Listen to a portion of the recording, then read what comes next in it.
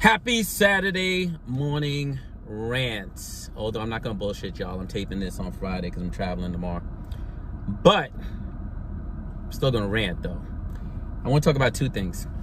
I want to talk about bitter motherfuckers who work in nonprofit, who say they're there for the right reasons, but they just there to like be fucking bitter, to never be happy, to never score a win, to never allow an organization to work harmoniously, to just constantly rabble rouse, to fuck with their colleagues more than they fuck with the people who they say are oppressing them. Just like bitter human beings who don't want to do self-work, but they want to be in the nonprofit space because it allows them to be performative, to be angry, to never be content, and to be fucking rewarded for it. Because let's be honest, in most nonprofit, particularly criminal justice reform and philanthropy, you actually get rewarded for being the loudest, not for being the most effective. If you talk the most shit, if you got the most catchy phrases, if you're the angriest at everybody, fucking angry at the mirror, like, you get rewarded for that shit. You get grants for that shit. You get fellowships for that shit. You get, like, people either give it to you because they think that's what it means to be progressive and to be a soldier and all these other ridiculous words we use to describe people working in this space. Social justice warrior, I think. Did that one get played out? Did that one go out with the woke moment? I don't know. But anyway, you get what I mean. Like, that is what's rewarded. People who are the most performative for the most part. So I want to talk about that because, like, I've been collaborating with some folks to do some, like, really deep healing work. Not bullshit, fake, pimped out circles. Like, I'm not talking about circles. Like, there's a lot of, like, fake ass circle shit going on out there that foundations are buying into and giving a whole bunch of money. I'm talking about real healing work. And you know what I noticed? Like 90-something% of the organization will heal, will do the work, will at least like confront their own demons, will like at least like, you know, think about what is it that brought them to the work. And then there's always two or three people that are just angry to watch the rest of their colleagues healing, because that's not what the fuck they want. They want anger, they want conflict, they want something to be upset about. And the shit is fucking annoying. Like, if you want to be mean-spirited all the time, like, go work for corrections. Like, go work somewhere where that shit is like loved, you know? Like, don't say you are trying to change the world, but you're showing up just like the motherfuckers you say you're trying to change, because it makes you, you know what, a fucking hypocrite. So maybe you're in the wrong job.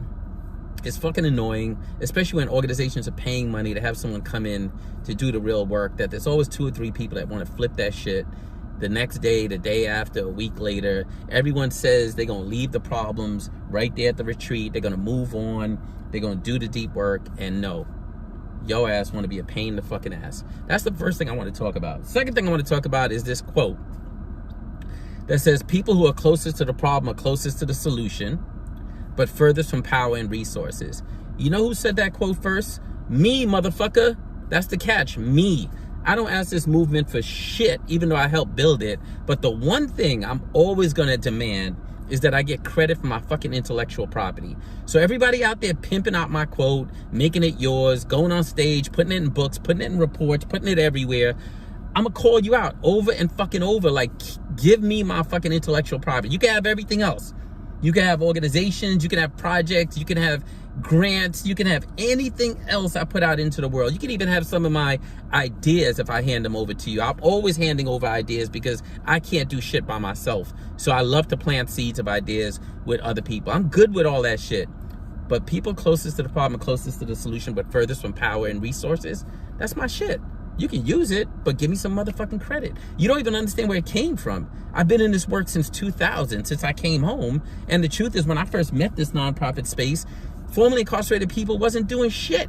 We ain't have no jobs, and the jobs we did, we was getting paid like me, $16,000 a year. So the idea was, you can't have a movement about us without us. And that's what that quote was meant to do. And I took a lot of fucking hits for it.